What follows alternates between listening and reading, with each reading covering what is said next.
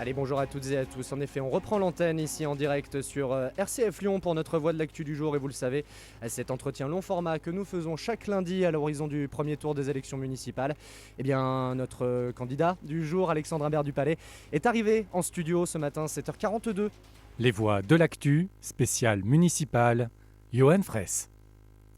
Et bonjour Alexandre Imbert du Palais. Bonjour monsieur, merci de me recevoir. Et merci à vous en tout cas d'avoir pris le temps de nous répondre et de venir en studio ce matin pour cette interview et notamment cet entretien long format, notamment qu'on aurait dû avoir de 17 minutes sur votre projet pour les municipales. Un entretien qui est évidemment heurté ce matin par cette actualité, la mort de Quentin Derenc, 23 ans, annonce faite par le parquet samedi, roué de coups notamment en marge d'une conférence tenue par l'eurodéputée insoumise Rima Hassan à l'IEP de Lyon. Vous avez décidé, vous, de suspendre votre campagne, notamment dès l'annonce de l'agression et c'était dès vendredi que vous aviez décidé notamment de suspendre votre campagne. Votre réaction ce matin lundi, les auteurs n'ont toujours pas été identifiés et appréhendés ce matin. Oui, avant tout un mot de soutien, de compassion à l'égard de la famille, des proches et des amis de Quentin. Moi j'ai été bouleversé par ce drame et j'ai pris la décision effectivement immédiatement, mais ça me semblait aller de soi et relever de la décence commune, de suspendre ma campagne. Je ne me voyais pas distribuer des tracts sur les marchés comme si de rien n'était, alors qu'un jeune homme de 20 ans était entre la vie et la mort et finalement décédé. Donc avant tout la compassion envers les proches et la famille de Quentin. Les drames s'accumulent dans cette campagne et je dois dire que ça ne fait que renforcer ma détermination, notre détermination à rétablir la sécurité, à essayer de rétablir une certaine douceur de vivre qu'on a perdue à Lyon, que ce soit face à la délinquance du quotidien ou face au terrorisme d'extrême gauche qui s'est réveillé malheureusement et qui a frappé si durement notre ville. Et moi j'appelle à la mobilisation générale. On ne peut plus laisser la moindre place à la violence politique d'extrême gauche qui a frappé Quentin, qui est directement lié à un mouvement politique qui a pignon sur rue et qui s'appelle LFI et qui a pendant trop longtemps joui d'une certaine mansuétude, d'une certaine tolérance, alors que son leader, M. Mélenchon, revendique être lié à la jeune garde. Évidemment, tout de même ce matin, rappel de contexte tout de même autour des faits aujourd'hui, enquête ouverte. Pour l'instant, les auteurs n'ont pas été appréhendés. Oui, ce qui est un scandale en soi d'ailleurs. La France Insoumise ce matin, vous pointez du doigt ce matin la France Insoumise. Pour l'instant, évidemment, les responsabilités de tout à chacun n'ont pas été identifiées.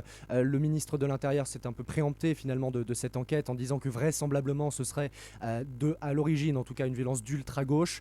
Reste à savoir évidemment avec les éléments de l'enquête qui seront déterminés un peu plus tard si et seulement si ce moment-là nous emmènera vers les responsabilités de chacun, notamment si oui ou non l'extrême gauche ou non. Dans tous les cas, il y a une responsabilité politique très claire de LFI, puisque c'est un mouvement qui appelle à la violence politique, qui soutient la jeune garde. La jeune garde est un mouvement qui est dirigé par un député LFI, qui est Raphaël Arnaud, qui est malheureusement un Lyonnais tristement célèbre, puisque c'est quelqu'un qui a déjà été condamné à plusieurs reprises pour des violences.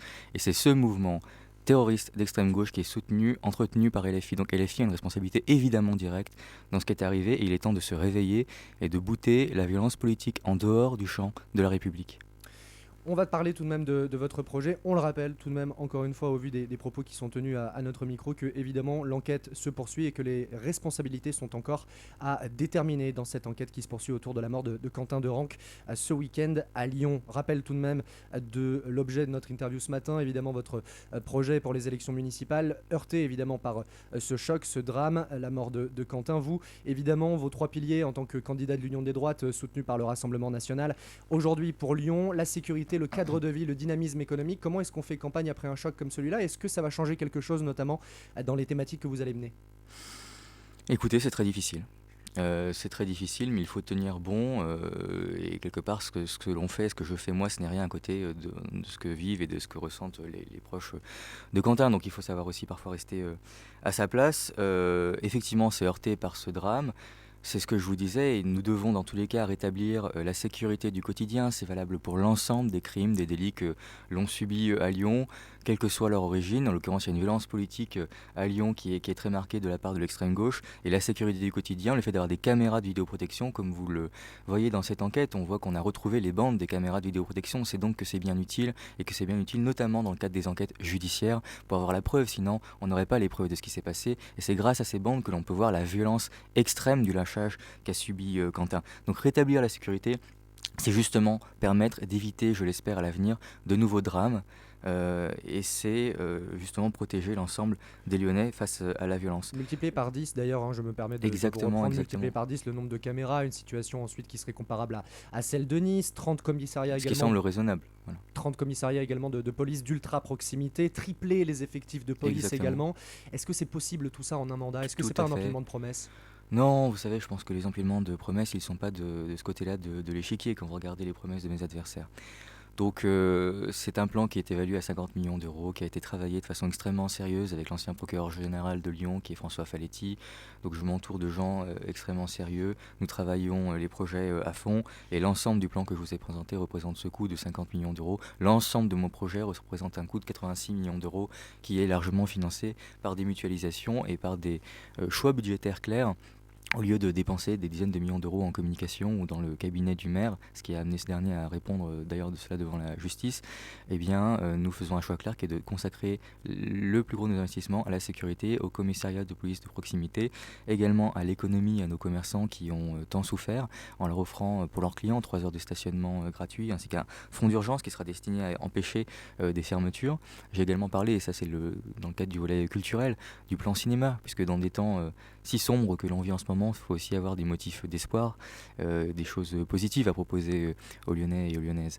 Et Lyon, c'est la ville qui a inventé le cinéma. C'est un art merveilleux qui a été un peu délaissé malheureusement à Lyon, ou plutôt qui est uniquement vu de son angle patrimonial. Vous avez l'Institut Lumière qui fait un travail absolument formidable. J'ai eu la chance d'y voir moi-même le Guépard restauré avec Claudia Cardinal et Alain Delon. Mais on ne peut pas se contenter à Lyon d'un plan patrimonial. Il faut aussi voir l'avenir. Et c'est pour ça que je veux recréer à Lyon des studios de cinéma pour donner aussi de l'espoir à notre jeunesse et aussi à notre jeunesse, par exemple, du 8e arrondissement dans lequel j'aimerais implanter ces studios où a été inventé le cinéma à mon plaisir. Si vous voyez, c'est à la fois l'humanité, la fermeté et l'humanité.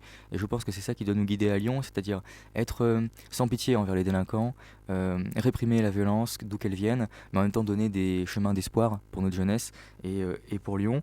Le troisième volet de mon programme, c'est le cadre de vie. C'est de retrouver déjà une écologie du bon sens, c'est-à-dire qui n'oppose pas les modes de transport, les modes de vie, qui fait attention à la protection du patrimoine arboré, puisque après beaucoup de recherches, ce qu'on a trouvé de mieux pour capter le CO2 et pour lutter contre la pollution et pour rafraîchir notamment en été, ce sont les arbres et les grands arbres. Et il y a beaucoup de grands arbres qui ont été abattus lors des travaux multiples de la mairie de Lyon. Donc moi je veux faire un moratoire sur les travaux, sauf urgence évidemment, retrouver des circulations normales, c'est-à-dire rétablir les plans de circulation tels qu'ils existaient quand c'est possible en lien avec les commerçants et surtout arrêter définitivement la ZFE et la ZTL. J'ai vu que M. Aulas était revenu sur cet engagement qu'il avait pris. Avec moi, il n'y aura plus de ZTL à Lyon. On retrouvera une circulation apaisée, on retrouvera une ville, de manière générale, qui sera beaucoup plus agréable à vivre pour chacun. Encore une fois, je vous parlais de la délinquance en premier, mais c'est pas une obsession de ma part. Vous voyez l'actualité tragique, mais quand on voit les chiffres de la délinquance de 2025, il y a eu plus 50% de tentatives d'homicide dans le Rhône et donc en grande partie à Lyon, plus 32% d'homicides, plus 38% de vols avec armes, plus 66% de vols violents sans armes, plus 18% de destruction et dégradation volontaire, plus 11% de violences sexuelles. Moi, je ne peux pas me résoudre à voir ma ville sombrer dans la violence du quotidien et à voir Lyon devenir une ville orange mécanique. Alexandre Imbert du Palais, merci à vous. Je vous en prie. Temps très court ce matin, mais merci à vous tout de même d'être venu pour nous présenter votre projet.